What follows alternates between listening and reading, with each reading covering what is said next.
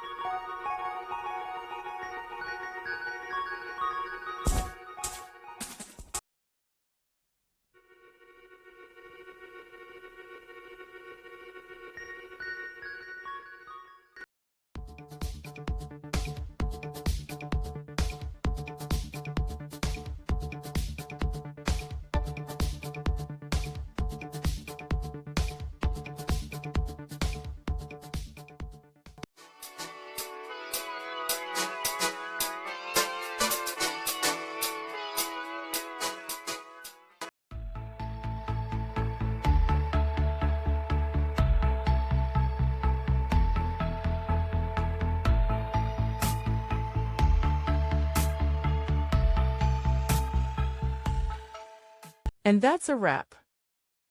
I hope you found the answer you were looking for. If you did, take a second to hit that subscribe button. It really helps out. And let me know in the comments which solution worked best for you. See you next time in the debug zone.